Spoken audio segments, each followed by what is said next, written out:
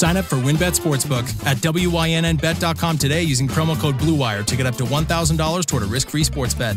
Offer subject to change. Terms and conditions at wynnbet.com. Must be 21 or older and present in the state where playthrough WynnBET is available. If you or someone you know has a gambling problem, call 1-800-522-4700. Have you ever been to a volcano when it was erupting? You're now listening to Super Hooper. They're a bunch of guys who ain't never played the game. Super Hooper! Can you take it? Super Hooper! That's what you say, bro. We just form a fucking wall! Super Hooper! I'm supposed to be the franchise player, and we're in here talking about practice. Super Hooper! Welcome to Super Hooper's inconsequential discussion of the week's NBA news and movies this week. Dave Feudernick is with me. I'm Matt Hill, and joining us, Andrew Claudio. Welcome. Thanks, guys. It is a pleasure to be here. And Fuddy, I just want to apologize for how many times we mispronounce your name over at Knicks Film School, apparently. Wow, that is a mind-blown thing. We'll just get it out in the open how many times we've called you Futternick, and that is apparently not your name. No, I've said this many times in the past. People who grew up with me who know how to pronounce my last name call me Futternick, so not a big deal. And I've said this many times in the past. It should be pronounced Futternick. It's better. Like, it just sounds better. So your LA name is Futternick, or is Feudernick, or is Futternick? Well, my stage name is Feudernick, but there you go. For Nick's Twitter purposes, I'm Fuddy. So yes. Yeah. Okay, got it. It's like Shakira, Fuddy. There you go. Okay, I'm game. I'm down. I didn't know you were such a massive Knicks fan, Andrew. I didn't know I would be trapped between two Knicks fans here on the podcast. Yeah, Dave found me from the corner of Knicks Twitter, and aside from my new podcast of Blue Wire Final Review, I'm also the producer over at Knicks Film School. So weirdly enough, the proud cross I bear now is being a Knicks fan, because all of my other teams have let me down significantly bad in the last couple of years. Oh, yeah. For listeners who can't see, Andrew looks like he's recording from a lids store. It just has Knicks hats. Yes, there's every manner of Knicks hats surrounding him. I could go get a Jets hat if you want, or a Mets hat. No. I'm kind of mad at them at the moment. So. Keep that bad juju off of this podcast. I will say, though, the Jets coming off a win, New York Jets.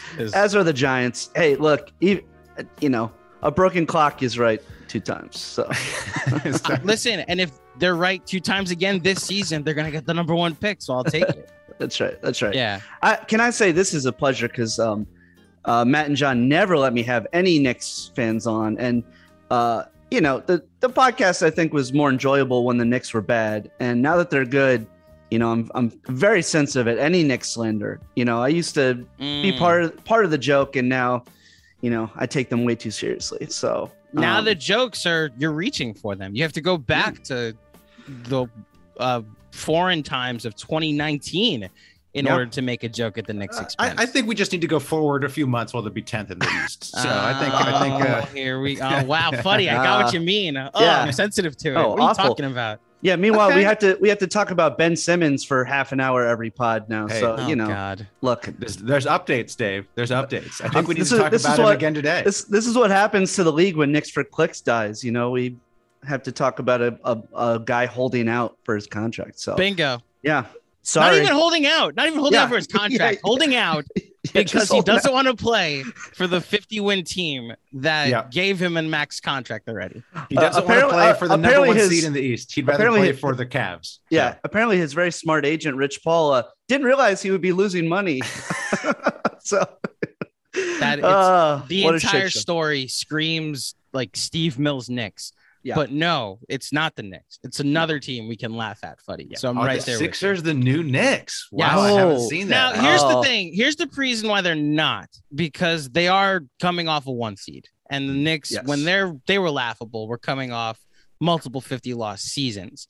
I will say what they've done is very Knicksian in the way they are doing things. Have they failed Embiid like the Knicks failed Melo? I like it because you know where I come from at Knicks Film School land, where Melo failed us. No, actually, we failed Melo. So I agree. There you go. I'm all aboard on this. somewhere in the middle. You're right. The Knicks definitely failed Melo when he demanded a trade to the Knicks that stripped them of all their assets. Yeah, that was because the Lakers did the exact same thing with Anthony Davis, and the Oklahoma City Thunder did the exact same thing with Paul George. Did the Lakers trade LeBron for Anthony Davis? They traded all their good players. Oh, so that's the Knicks. Who did the Knicks trade for? They had all the guys. They had all the. Not a single person from the Melo trade. Not a single person from the Melo trade had made an All-Star team to this day. At the moment, we played a bunch of role players at the time, a 3-time scoring champion that had never missed the playoffs. And 2 years later,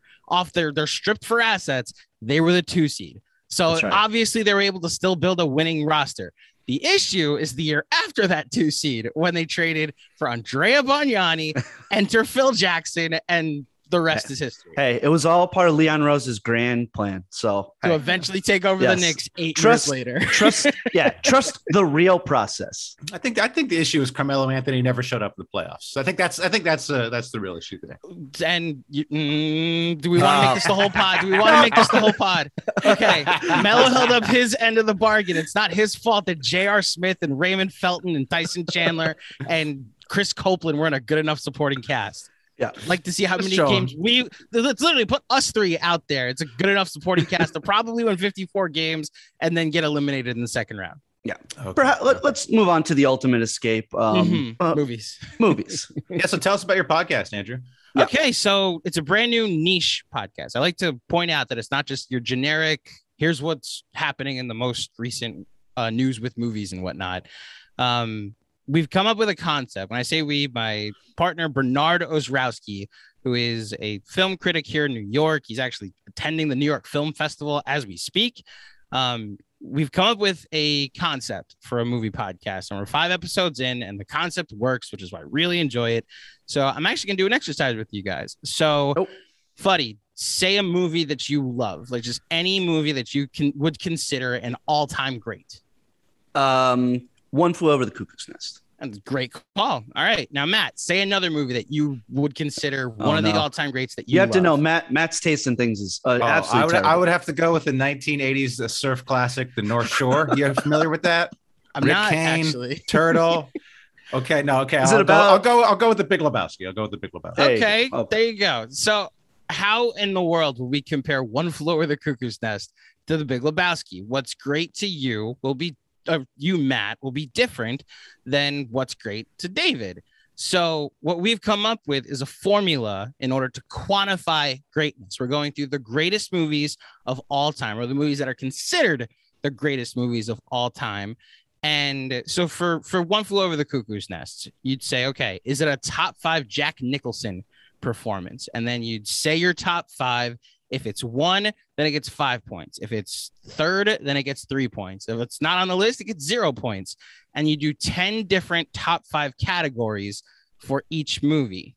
And then you get to the end, you look at where it stands, what its score is. So say for Cuckoo's Nest, it gets 30 out of 50. That's the 60th percentile. And what's really been cool about the movies we've done so far is when you actually see what it looks like in the pantheon, because it's not just like of all movies, of all the great movies. We're basically ranking Hall of Famers. You get to the end and you're like, yeah, that sounds about right. Cuckoo's Nest would be in the top 60th percentile of all the great movies. Big Lebowski might be higher, or for you, it might be for Matt, might be higher for you than it would be for David. But for you, maybe it's a 35 out of 50. It's like, okay, yeah, top 70th percentile of all the great movies. And over time, you start to build out your movie pantheon and actually quantify all the great movies that have ever existed. So analytics. Yeah. I love it. Yeah. I love Bingo. it. It's quite, because which is funny because I'm not the biggest analytics guy. Clearly you like Carmelo Anthony. See, I knew where that was going. That was going. I'm sorry. Points and rebounds aren't better than a made up stat called VORP. Anyway, having said that, Oz is a gigantic analytics guy. So he was able to, we kind of collaborated on trying to find a saber way to evaluate art. And I think we've landed on that. And I should say to people who haven't listened to it yet, it is very entertaining. It's really great. You guys have great chemistry, and it's not just like a bunch of statsy way of looking at movies. it's a great conversation. I love the pod. So the formula is honestly secondary. Like the conversation is first when we go through. Like so, we just did Goodfellas, and for most of it, the actual ranking didn't really matter. It was let's talk about how great Ray Liotta is in this movie, how great Joe Pesci is in this movie, the career of Martin Scorsese. That's more about what the movie. Like we did a whole top 5 about one shots in movies, and we talk about the Copa scene, and then we go through all of our favorite one shots in movies. And I think that, to qualify, I should say we have 3 different categories that you have to hit. So or 2 of 3, I should say. So you either have to be certified fresh on Rotten Tomatoes, so it's the critics. Academy Awards, you have to be at least been nominated for 1, so the industry. And then the box office, you have to have grossed at least $100 million adjusted for inflation worldwide. If you hit 2 of those 3, you qualify to be on our show on the final review. Guess you won't be discussing North Shore, whatever the fuck that movie is. Sorry, I've Matt. honestly never heard of it. Apologies, Matt. Is it about Long Fantastic. Island? Is it about Long Island surfing? No, come on. North Shore? It's about the North Shore of Hawaii. Oahu, baby. Oh, boring. So what was Goodfellas' score? What did it score? Oh, you gotta listen to find out. Yeah, I will say it come on. ranked really high. It ranked really high because it's one of the greatest movies ever. It ranked much higher for Oz because it's one of his favorite movies of all time. But I think the most controversial episode, if you want to just brace yourselves, if you're a fan of The Dark Knight, the Christopher Nolan take on Batman, Oz has some thoughts about that movie. Oh, I'm contrarian. Okay. Yes, very much. Never. So. Wow, a film podcast with a contrarian on it. Has that been tried before? Yeah, I know. Go figure. He has some takes about that movie and specifically about Christian Bale that I was not prepared for. And yeah, I think you guys will. If you like that movie, you'll disagree, but you'll hear his points and at least hear him out and hopefully enjoy it. I will say the Goodfellas episode sort of pointed out that Ray Liotta has not had the career I thought he has in my head. And then just watching Many Saints of Newark, I was like, oh, that's why. That's what really. That's why. It's funny. David, because you listened to that episode. Yes. I left a spot blank because I just could not fill a Ray Liotta top 5 and was like, you know what? I'm hearing all this buzz that he's really good in Many Saints of Newark. I'll leave a spot blank and say that's going to be my number 5 in the future. And then Oz saw it and was like, I should have done the same thing. I think I would put it in my top 5. You didn't like him in Many Saints of Newark? I liked him as a spoiler alert. He plays 2 parts. He plays brothers. Great decision by David Chase. I haven't seen it yet. He plays 2 different characters that are brothers. Yeah, sorry. Oh no, you're fine. Again, it's like a big look. My downfall. I haven't seen The Sopranos, so this is This is your punishment for not watching The Sopranos in 20 years. I will just say he's much better at one part than he is at the other. So I'm like, just cast another actor as the other part. I thought he was good in both. I thought he was excellent. I really liked him. So I thought he was kind of a Muppet as one of the characters. Which one was it? Which one did you think he was bad at? The father.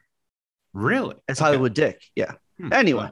Well, but I will say I'm a bigger fan of the movie Copland than Oz is. Oh, so Copland was great. I love Copland, and I think he's great in it. I mean, he plays a very similar character to to Henry Hill near the end of Goodfellas. It's a very similar, kind of tragic. He's great in those tequila commercials too. Did you guys have that in the top 5? Unfortunately, those were ineligible. Yeah. I just they didn't gross 100 million. My bad. Copland's the movie with Stallone. That's right. Yeah. Okay. And obviously Narc in Goodfellas. He's great. Field of Dreams. My shoeless Joe Jackson is. I will defend that performance, even though Oz thought there's nothing to do. So.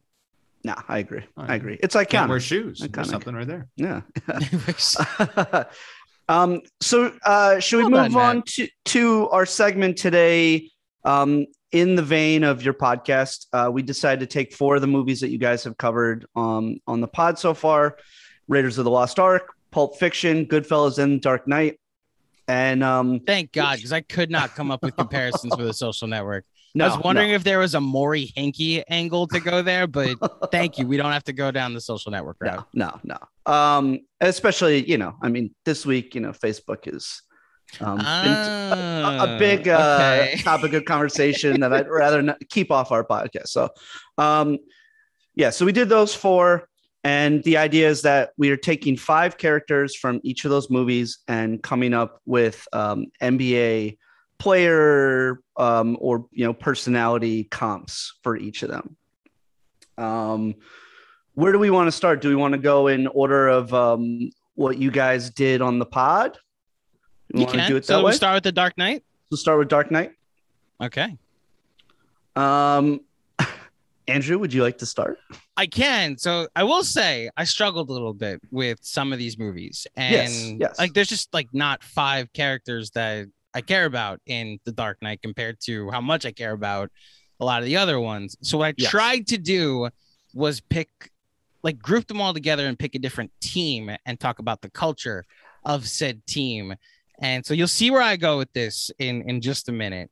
So for The Dark Knight, Batman is by night, Batman. And then by day, he's millionaire Bruce Wayne. And that's the person almost like somebody that likes to have a burner account and go online at night and pretend he's somebody else, like Kevin Durant. So The Dark Knight's going to be the Brooklyn Nets for me. Okay. I went in a very similar direction. Okay. So I like it. Keep going. So I don't know if you guys ever seen the picture of James Harden's draft photo without a beard.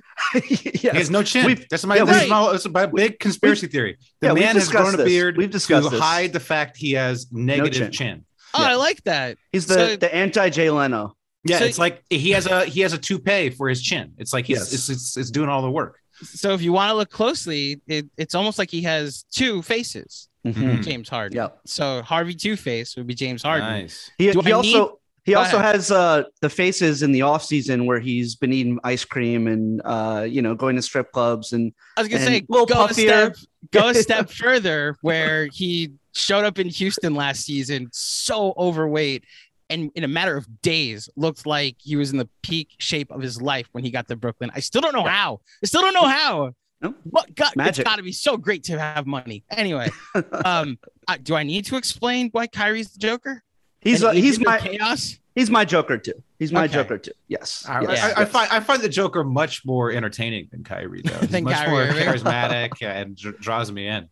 Yeah. So those That's fair. Came up. So those 3. If you want to say Steve Nash is Commissioner Gordon, if you want to say Blake Griffin is Lucius Fox, you can. Does all the dirty work or is going to be asked to do all the dirty work on that team. Who would be Coleman Reese? Would that be Karis LeVert? Like gets sent off out of the organization? Yeah. That works. Sure. That works. Why not? It's all your interpretation. Spencer Dinwiddie, maybe. Yeah. I don't know. Good call, Spencer Dinwiddie. Yep. I did something similar. I said for Batman. Well, the thing about the Dark Knight is live long enough to see yourself become a villain. So I did Curry because I felt like Steph Curry is very beloved, but at some point, people have already turned on him. People in the league, the other players don't like him. Kind of like how the other cops don't like Batman doing their job and stuff. And then Lucius Fox, Andre Iguodala. So I'm doing all Warriors here. Okay. Two-Face. Kevin Durant. I did Kevin Durant as Two-Face, for obvious reasons. It works. Yep. Yeah. And then the Joker, I did Klay Thompson, just because Klay Thompson's always doing random stuff. We don't really know his origin story. Like we know who his father was, but we don't know what happened to him growing up. We don't know much about Klay Thompson.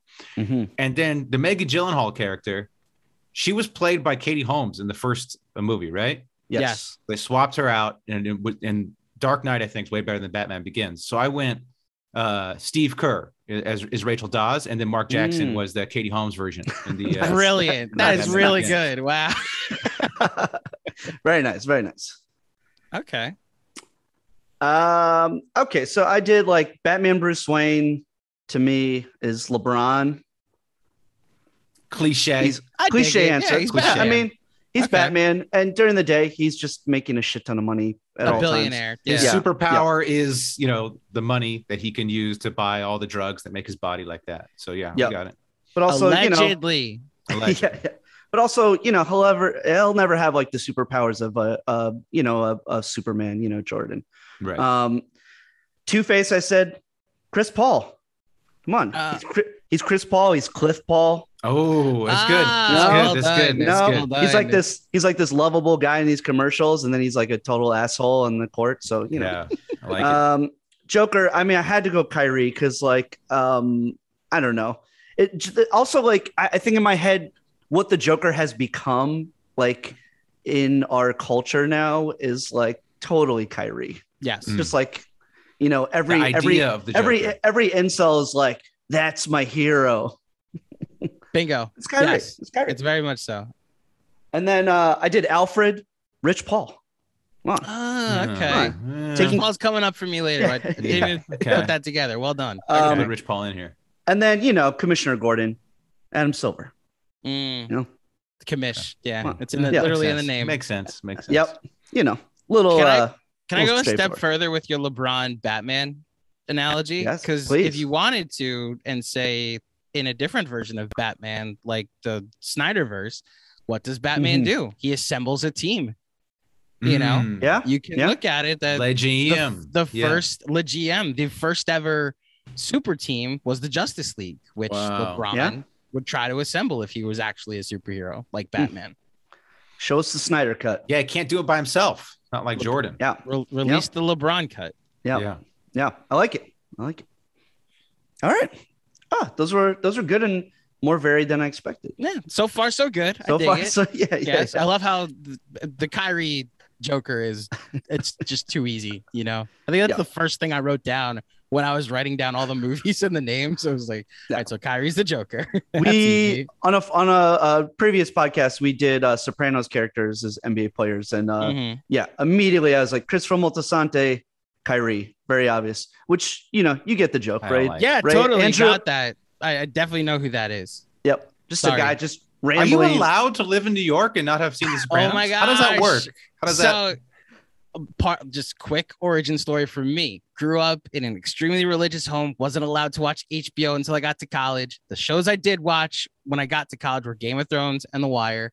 The Sopranos is on my list. I promise everybody. I'm Oh, gonna so you're see a it young one day. person. I get it. Yeah, you're just Yeah, you're I- you're a yeah, youth. totally young. I'm yeah. definitely haven't had like 13 years since I became independent to then one day just I've seen the pilot like 4 times and it's like great, I've started The Sopranos, and then like sports will start and it's like, oh, I gotta do that too, and then I'll start a movie podcast that requires me to watch like 17 movies a week that You won't let me Yes. let me start The Sopranos. You It's have to on get my to- list, I promise. once you get to the episode college, that's when the show really kicks into high gear, and that's when the show takes off. So get to college, and then you'll be hooked. I guarantee.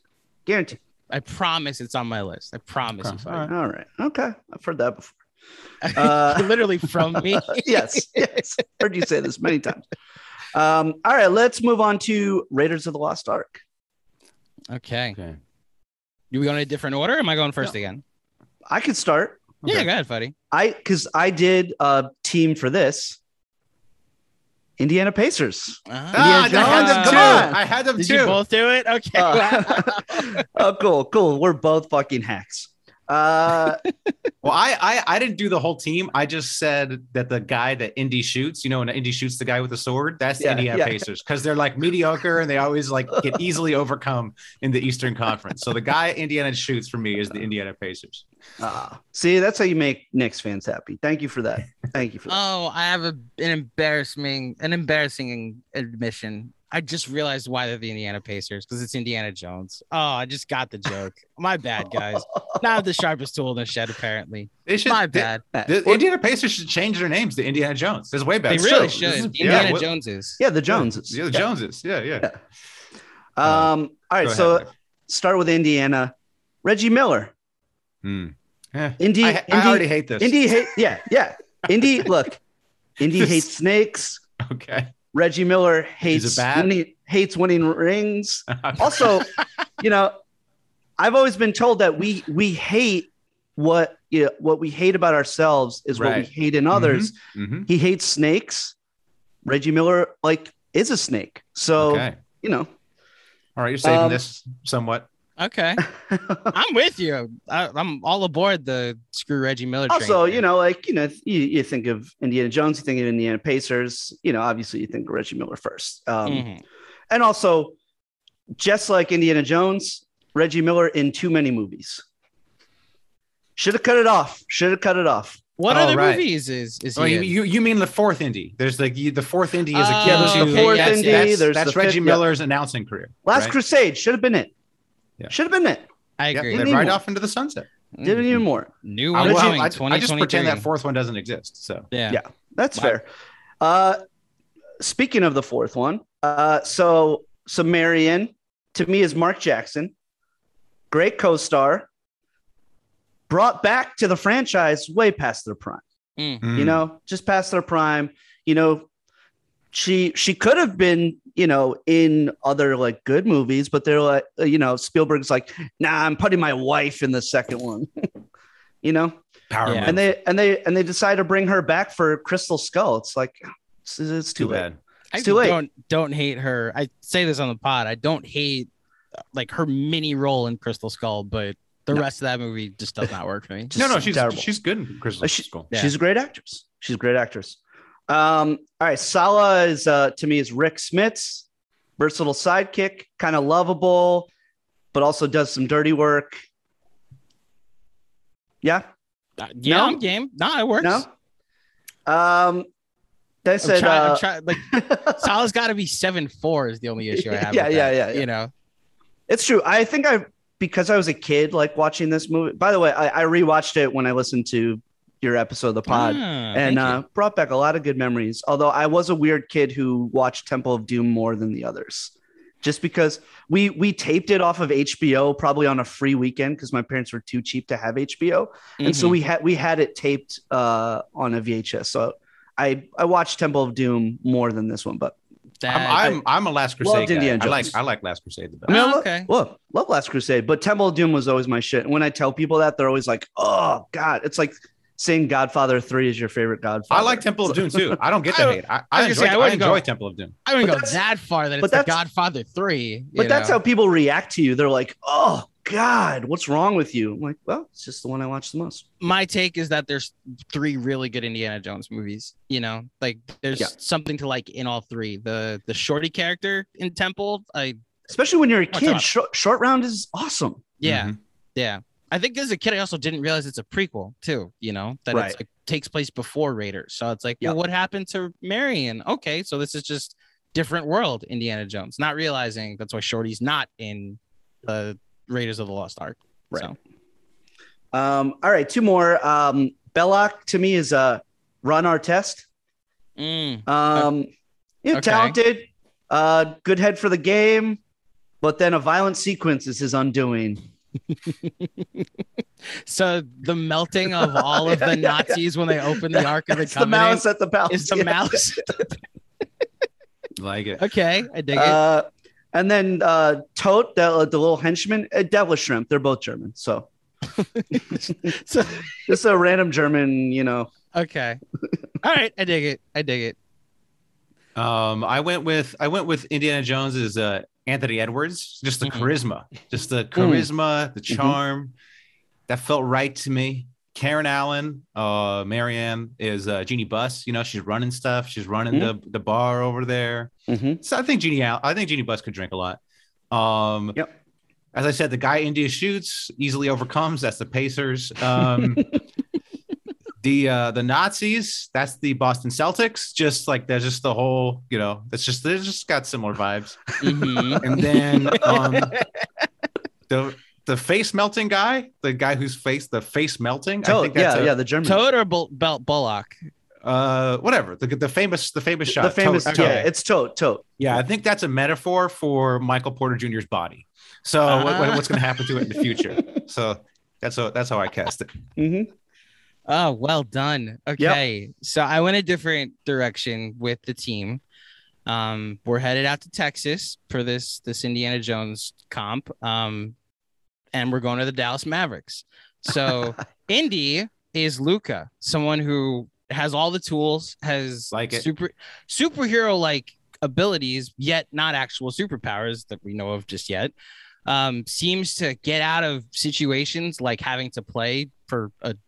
Can we curse on this pod? I won't if Please. I don't have to. Okay, No, with a dog shit roster and still being able to almost knock out the Clippers in back-to-back postseasons and make multiple All-NBA teams. But also, as we age, like when Indiana Jones dropped in '81, you know, it became an iconic character and has only grown in its iconicness over time. So I think Luka only will grow as we get older and further into his career with time, that will consider him one of the all-time greats, like we do Indiana Jones. I don't think I need to tell you who the snakes are on this team, being a Knicks fan. Yes. So pick a snake, any snake. The one in the plane that Indy is afraid of, the ones that he lands on. That literally pick it, the one in the city when they're running through with that scene where he shoots the guy that Matt was talking about. Pick any snake, and it's Kristaps Porzingis. And yeah, Love why it. is it Love always it. snakes? Love it. Why is it always KP? I also have another one relating to the snake in Dallas. The golden monkey that they go to get at the beginning of the movie, that Indy has to go through all of those contraptions and the different the obstacle courses and the traps that he has to get through to eventually get the golden monkey. It's like a secret jewel, like a healthy knee, like so like all of the surgeries that KP has to go through, that monkey represents KP's healthy knee that just all of a sudden disappears as soon as Indy gets it. So that's can you tell I'm a Knicks fan? Love it. And Love there's no pettiness whatsoever involved. No. Marion Ravenwood. I also want a similar angle while incorporating the Crystal Skull aspect of it, because I had Marion as Dirk, because in '81 you can look at that's prime Dirk, lovable, one of everybody's favorite character. I guess prime Dirk is much different because prime would probably be Indy if you're really looking at it. And later on in Crystal Skull, that's the Dirk that Indy meets. Or I guess that's the Dirk that Luka meets, I should say, later on in life. Right. So that's the direction I'll go. Oh, It's good. Then there's two more. So Belloc, is Reggie Bullock because their names are similar. That's where I went with. Nice. Not a villain, although Very now that he's nice. on that team, I might have to look at him as a villain. And then it's a cheat. I need the Mavericks to sign Myers Leonard, because then he can be Tote or any of the Nazis that are in this movie. And Kleba. Maxi Kleba. Yeah, Maxi Kleba. Maxi Kleba can be okay. There you go. He's Maxi German? Kleba. Yeah, he's German. No, but I don't want him just to be German. I need him to be a Nazi. No. Therefore, Myers Leonard. No. Okay, never mind. Yeah, he's German, Nazi. Good. Nazi. Oh, so that's the direction we're going with this. Okay, the Maxi I'm Kleba. messing. We paint with a broad brush here on the Yeah. Superhoopers. No, shouts to our German Knicks friends. Yeah, that's why I was like, wait a minute. Yeah. So I will specifically say Myers Leonard is. I like it. Is He's an Tote actual or Nazi. Or Sam any- Decker. Maybe is Sam Decker out there? Maybe Sam Decker Man. could fit too. So let's pick another white guy. Yeah. Yeah. Well, the two most Nazi-ish probably of NBA players. I haven't done the deep dive, or at least Sam Decker hasn't made it as obvious as Myers Leonard. Well, did. didn't it come out that like his teammates, like Sam Decker, when he was on the Rockets, like his teammates were like, yeah, that dude's kind of racist. Oh, if it did, then Pretty sure. yes, he's Tote. There Well, you it's go. just kind of weird that he spells his last name with 3 Ks. I mean, Oh. that's what I just thought that was kind of a tell. Very weird. Yeah. Well done. So that's my Raiders of the Lost Ark comp, the Dallas Mavericks. Very nice. Very nice. All right, we want to move to Pulp Fiction. Pulp Fiction. Okay. Matt, you want to start? Slow is just right if you're on vacation, a sloth, or describing QuickBooks. More like slow books. It sucks you in and slows you down with manual processes, integration difficulties, and glitchy delays that leave you scrambling for the numbers you need. Now is the time to make the switch to NetSuite by Oracle, the #1 financial system, because NetSuite gives you visibility and control of your financials, inventory, HR, e-commerce, and more. It's everything you need to grow, all in one place. With NetSuite, you can automate your processes and close your books in no time, no matter how big your business grows. Failing to switch to NetSuite will leave you stuck trying to make sense of your books while your competitors sprint ahead. 93% of surveyed businesses increased visibility and control since switching to NetSuite. And right now, special financing is back. NetSuite is offering a one-of-a-kind financial program only for those ready to switch today. Head to netsuite.com/bluewire right now. Get special financing at netsuite.com/bluewire. One more time, netsuite.com/bluewire.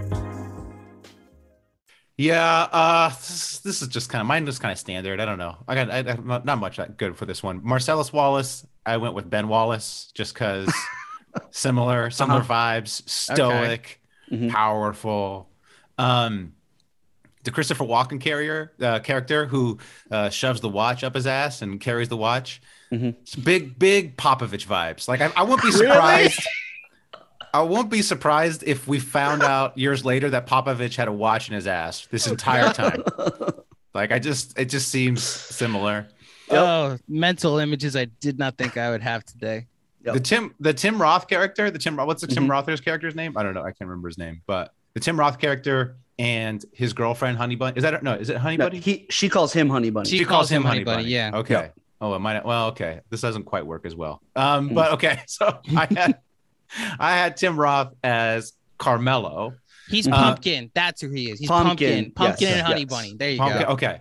And then whatever. I thought the girl's name was Honey Bunny. Yes, you're right. You're right. Okay. Oh, so I thought that's J.R. Smith. Like Carmelo is always having to calm. Like Carmelo's kind of cool, even though I don't like him, but he's kind of cool, and he's always having to calm J.R. Smith down.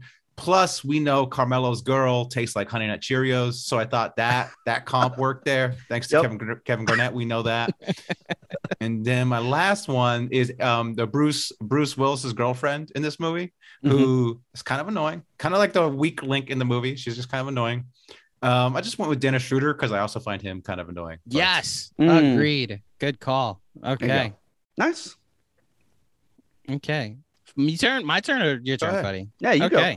So Pulp Fiction, let's go back to 2008 and remember one of the original big threes that was formulated and talk about the Boston Celtics of 2008. Disgusting that you would compare the Celtics to Pulp Fiction. It's almost as bad as Indiana Jones to the Pacers that Dave did. Listen, agreed. I fully understand and respect it. However, if Samuel L. Jackson to me, and we again mentioned on Final Review, the best ever at saying the word motherfucker, and the best NBA player ever at saying the word motherfucker is Kevin Garnett. So the one of the first names I thought of when thinking about Jules Winfield would be Kevin Garnett. So nice. That's that comp. Midway through this movie, Mia Wallace, played by Uma Thurman, overdoses, and we don't know what's going to happen to her. And you think maybe she's going to die. Maybe she's done for the rest of the movie. And midway through game one of the 2008 NBA Finals, it appeared that Paul Pierce either shit his pants or tore his ACL forever. Yeah. And he walks off in a wheelchair, and we didn't know if we were going to see him again. And lo and behold, he is brought back to life and just limps onto the court and plays the rest of the series with no problems. So Paul Pierce is your Mia Wallace. Vincent Vega, I struggle with this one, but I think I've found a spin zone that works. So Vince Vega, midway through this movie, is shot by Bruce Willis. I guess spoiler alert, if you've never seen Pulp Fiction, please go see it. Yeah. Midway through Pulp Fiction, Vincent Vega, played by John Travolta, is shot and killed.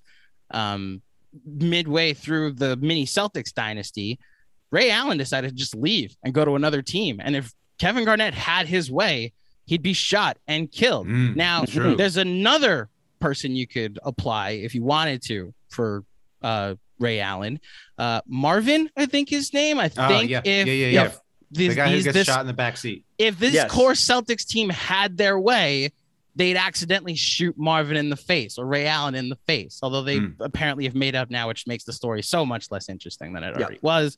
And then last but not least, the Wolf shows up to clean up everything at the end of the movie, in the final act of the movie. Almost like come playoff time, he just randomly shows up and exceeds and is really good at playing basketball.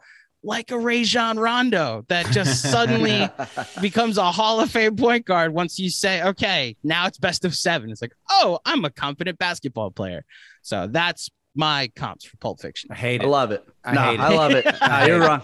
You're wrong. That was fantastic. You just Thank you, made sir. the Celtics cooler. So that Celtics team. I So. shot Ray Allen in the face. What are you talking Yeah. about? He's the only good one. He's the only one of the whole team that I like. Okay, It's true. there you It's go. true. Yeah, he's the only redeemable one because he got himself out of there. I mean, if you really want to look at who the characters in Pulp Fiction, they're not really redeemable people No. either, you know. Yeah. But they're really cool. But fun to watch, unlike Yes. the Celtics.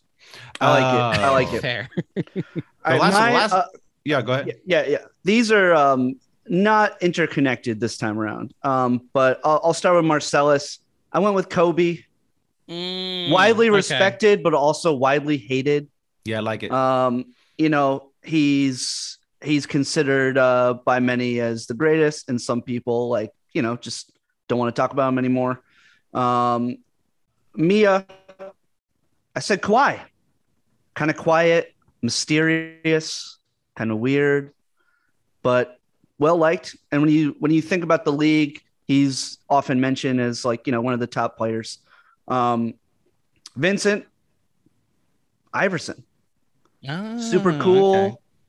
constantly dealing with drama in his life, constantly dealing with drama in other people's lives. And, you know, and kind of ultimately kind of has a sort of, you know, he has his downfall in the movie. With the Wolf, I had to get a Nick in. I had to go Clyde Frazier. I like it. Smooth. Okay. I like it. Effortless at his job, and an absolute pimp. Come on. Yes. We don't have to. We don't have to mention what SNL, you know, alum is waiting for him at the car, but Yes. she loves him. You know, all the ladies. Wait. Who's the one waiting at the car? It's what's her name? Julia. Who played? It's Pat. I'm Oh, so really? blanking so hard right Oh, now. at the Julia Sweeney. Julia Sweeney. Julia Sweeney. At, Really? at the dump. At the I dump. gotta go rewatch at the that. dump. Yeah. Yes. Oh wow. Okay. I'm like, why is this the Wolf's girlfriend? But hey, you know, what are you gonna do? But Interesting. and then lastly, I chose Steph Curry for Butch, kind of an underdog, and then just ends up winning out, and strong relationship with his father. You know, the lengths. Okay. Oh, That's yeah. there you The go. lengths that he goes to get the watch, the lengths that Steph goes to hide the fact that his dad's obviously a scumbag. So Oh wow. did that just come out that his dad was kind of, you know, kind of dirty, kind of They're- sleeping around? And He Well, I mean, and I don't- Sonia he's- Curry are headed toward divorce. Yeah. Yes. I mean, he's Yeah, an NBA yeah. player. I just sort of thought this goes without saying. That's yeah, we gotta do a better job of hiding that shit. Just like hiding the watch up your ass. There Exactly. you go. Exactly. So he's Christopher Walken. He's Del also- Curry. yeah, there yeah, you go. Yeah, Yeah, Del- yeah. I really Nope. struggled with the Bruce Willis character. I couldn't think of Yeah. somebody that That was all tough. of a sudden everybody hates him. So I thought maybe Rudy Gobert, but then it wouldn't fit with my Celtics Yeah. thing. Plus the Rudy Yeah. Gobert reason is kind of dark. So yeah. yeah, we hate you. The whole world shut down after you touched 7 microphones. Right. Yeah. Oh, okay. Well, last movie, Goodfellas. Mm-hmm. Mhm. So I've only seen Goodfellas once, and it was a long time ago. Oh my So God, Oh Matt. no! I don't really know much about Goodfellas. I don't remember much about Goodfellas. So. All right, so maybe cut your part out. You Well, want- I'll just do mine briefly. I'll do mine very briefly. go ahead. Okay. All right. All I remember, Ray Liotta like loves cocaine or like doing cocaine or something. Yes. Like, he's into cocaine. Yep. Kyrie Irving loves cocaine. That we know. This movie, I also know the movie was directed by Martin Scorsese. I know Mhm. Martin Scorsese also loves cocaine, so he's also Kyrie Irving. That is. I have no idea if the Kyrie Irving thing is real, but You haven't heard that? You haven't heard that rumor? He's I like- haven't. No, apparently I don't hear these There's a rumors. rumor that we've heard from multiple connected sources that Kyrie Irving has a massive cocaine problem going back like 4 or 5 years. Okay, So, Sources we've say- heard- then it Sources must say. be true. We've heard this. Yeah, well, no, as I said, take it with a grain of salt. But we At least you know, it's a I've heard- grain of salt and not cocaine. Yeah, take it with a grain of Yale. There you go. But anyways, and then Joe Pesci, he's like little guy who's angry all the time, probably likes cocaine too. So that's Kyrie Irving as well. So all of the extreme characters of Goodfellas are Kyrie. Yeah, just know it's mostly about cocaine. The movie has a lot of cocaine in it. And there is a lot of cocaine. That to me screams Kyrie Irving. Karen too. Yeah, Karen too. That movie. Yes. Yeah. Yes. Well, okay, I don't know. Buddy. A lot of coke. Yeah, I don't remember anything else besides that. So, just the cocaine. It's currently on HBO Max if you want to check it out. I highly recommend it. You should rewatch it. It's a masterpiece. It's a perfect movie. Absolutely perfect movie. Well, maybe after I gotta watch North Shore again for the 107th time. Jesus. So I mean, Matt's just turned off by anything like in the tri-state area. Just hates New York, hates anything New York related. So Matt, where are you from? I'm from Huntington Beach, California. Southern California. Okay. Paradise on earth. I remember Goodfellas being good though. It's not like I hated Goodfellas. I remember enjoying it. I just don't remember it much. Right. You should watch it again. North Shore is a 1987 American action drama surf film about Rick Kane, the young surfer from a wave tank in Arizona. Yeah. So the movie's not even about the West Coast. It's about Arizona. Well, he goes to the North Shore. That's true. He wins a wave pool contest, goes to the big waves, the North Shore, and he learns a lot of life lessons along the way. Can you just watch Point Break? Yeah. Point Break also good. North Shore better though. North Shore is regarded as the best surf film ever made amongst surfers. Wow. What's the Disney movie? Johnny people Tsunami? like that one too. I haven't seen that one yet. Yeah. People like that one too. And then the other one's Big Wednesday. What about Blue? What was that? No, Blue Crush is not good. Blue Crush? Blue Crush. It goes North Shore, Big Wednesday, Point Break, and then people do love that Disney one, Surf's Up or whatever. But it's called Johnny Tsunami. Oh, is that? No. Giant Tsunami. Yeah. I'm talking about Surf. There is another one called Surf's Up, but Johnny Tsunami is like there is a movie about a guy that moves to Hawaii where his dad's, I guess, originally from, and he learns to surf from his grandpa. There you go. Well, Surf's Up is the one that that surfers are saying, oh, you know what? Actually, it's pretty good. Oh, actually, you should check out Surf's Up. So. Okay. So it's like the Hurt Locker for the war movies. Yeah, there you go. Yeah. Okay. Like the surfing Big Wednesday is also a war movie. It's about Vietnam. So. Jesus! Naturally. It's by John Milius. You guys know John Milius? John Milius, the bassist for the Walter Sobchak character in Big Lebowski. Oh man, you gotta watch. There's a great documentary called Milius. It's free on YouTube. It's just all about this guy John Milius, screenwriter who's just a lunatic. You don't know John Milius, Dave? No. You never heard of John Milius? No.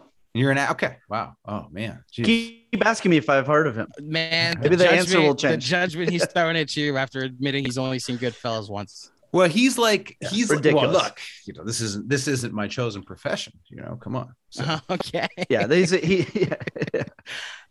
economist. He's an economist. Yeah, you can ask me about Hayek or something like that, and I would know. No, thanks. Let's keep going on with Goodfellas. I was gonna say the rabbit trail we just went down. Yeah. Sorry about that. That was my. You're good. That was my fault. Yeah. I mean, it's a typical podcast for us, just going off the rails. All right, I'll start. Henry Hill. Oh, I had a good surfing analogy there. Finding a different wave. Oh, there you go. There you go. Well, it's hard to find waves though, as we've learned on this podcast. It's a story for another time. Okay. All right. We'll go from waves to hills. Henry Hill, Lamar Odom, talented, successful, promising, ultimately tragic. I was gonna say cocaine. Now that I knew about. That's a little more public. Hold on, Jimmy. You're not gonna say Len Bias at all through this. No, I would never. No. Sure. I don't want to go that tragic. I am just making sure, man. we'll stick with people who are still alive. Okay, good. Jimmy, I said Draymond. Okay. Relentless, talented, dirty, not good enough to fully be successful on his own. He leans on other people and then kind of throws them under the bus. So I felt like that was pretty on point. Okay. Tommy, total nutcase, always breaking his gun out. Gilbert Arenas. Gilbert Arenas. Okay. Well done. Okay. Karen, I said Chris Bosch, loyal, smart, maybe a little too emotional sometimes. Okay. I feel like he cried after a lot of games. Specifically, the one clip of him crying after they lost to the Mavericks in 2011. Yeah, it's the first thing I often think of when I think of him. Maybe unfairly so. But yeah, I feel like that's pretty on point. Mm-hmm. I'm fucking killing these. And then then the last one, I went with Spider. Brandon Knight, young, promising player, just murdered by DeAndre Jordan. Yeah, there you go. Gunned down before his prime. Gunned down. That let me know forever that you should just not trying is underrated. Get out of the way. Yeah, get out of the way. I almost went Mozgov, and I was like, nah, there's got to be a better one because Mozgov was never going to be, a star in the league. And out of college, Brandon Knight was, much more promising than he was. Oh, yeah. And then that happened, and then he was shipped out of Detroit. Well, people forget about that play as he got injured, like missed the next bunch of games because he like fell on his back, and people don't realize that while we were all laughing at him and admiring the human athleticism of that was DeAndre Jordan, that we also literally watched a casualty happen on the court. The scene where Spider first gets shot, very amusing. Mm-hmm. He makes him dance. Got, what's that fucking movie? What's the movie? Okay, kid. Don't make a thing out of it, Spider. What do you want me to do? I'm a good shot. Yeah.